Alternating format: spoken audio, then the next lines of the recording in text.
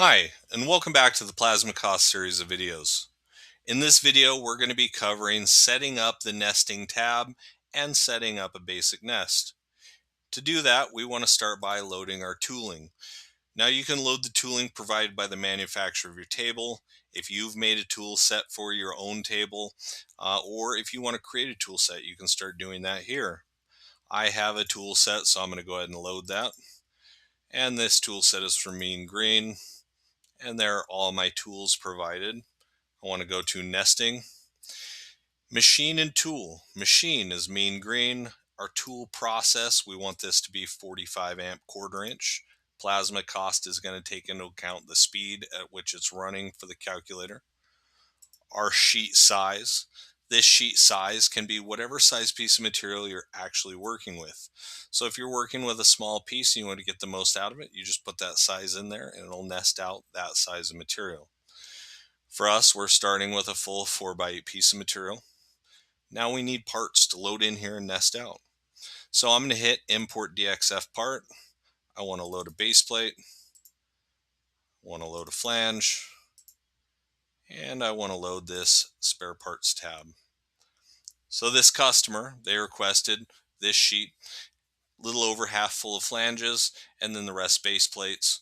So I'm going to tell this we want 49 base plates. We want 56 flanges. Now this customer didn't request tabs. However, these tabs are something we can use in-house. We can sell to customers and make more money than just the scrap value. So here I want to put fill gaps, fill edges, and nest inside of my flanges if there's enough room. So we could start nesting this right now. However, I want these parts in my parts library for future use when I'm on the road, don't have my computer, my thumb drives. I could even nest a sheet from my phone, send that to the crew to cut out. So I'm going to go ahead and add these right now. I'm going to go up to base plate, save to library, base plate. We're going to make a new category of plates. Cut these out of mild steel and tag words, base plates, comma, plates, so on and so forth for easy location later on. Save. I'm going to add the flange. I want to add a new category of flanges. Let's be real, if I was actually doing flanges, I would have the size and all that stuff, but they'd all be able to be located under the flanges category. Mild steel, pipe flange,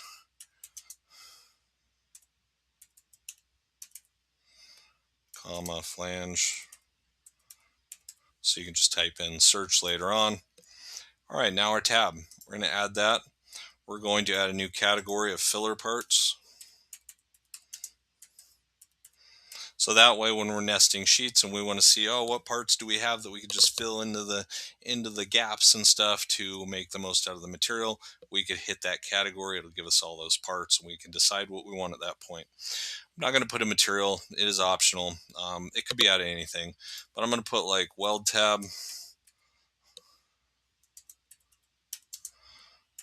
comma tab, and even pivot tab.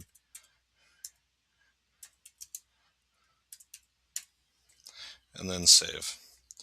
And as you see down here, these are now located in my parts library. So I can access these from anywhere in the world at any time as long as I have internet access. I have it broke down into whatever I want here, so I can just be like, oh, I need filler parts. Hit filler parts. That will list out all the filler parts I have loaded into my DXF files library. Before we start nesting, we do want to put a part spacing, 0.2. It's good for quarter inch. I'm going to scroll back up to the top here. At this point, I hit nest parts, and that's going to spit me out this really nice nest of my requested amount of base plates, my requested amount of flanges, and all of the extra pivot tabs that we're going to be able to use in-house, sell to other people, and not just take scrap value for those. Once we have our nest done, that's going to give us our nest export here. And we want to make a file name for a nest of, how about base plates and flanges.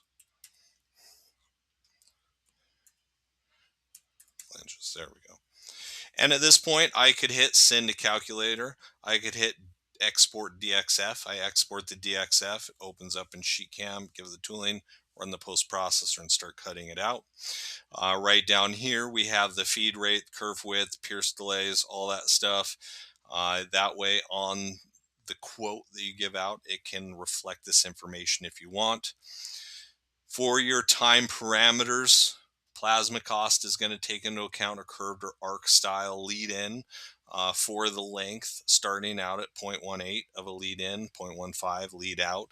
Those will be adjusted due to the material you're cutting with. That way you can get a real good breakdown of the actual cut inches that your machine is going to do and cost appropriately. Here we have our pierce time and our tool change time. These are going to be real malleable for your shop as well. 0.5 seconds is pretty good for a pierce time. You might raise that up to even a couple of seconds for the touch off and everything.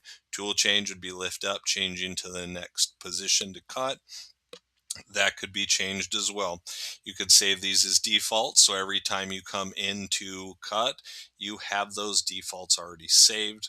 I'm not going to put any in there right now. Well, maybe I will. We're going to go 1.5 seconds for pierce time, and I would go more like 20 seconds for the transfer. So that really wraps up the setup of the nesting tab of Plasmacost and setting up a basic nest. In the next episode, we're going to cover sending that nest into the calculator, what the calculator breaks down, how it's going to give you a good look at what your expenses are, what you should charge, and what your profit margins are going to be. Thank you for spending a few minutes with me and looking at Plasmacost nesting today, and I hope you have a great day.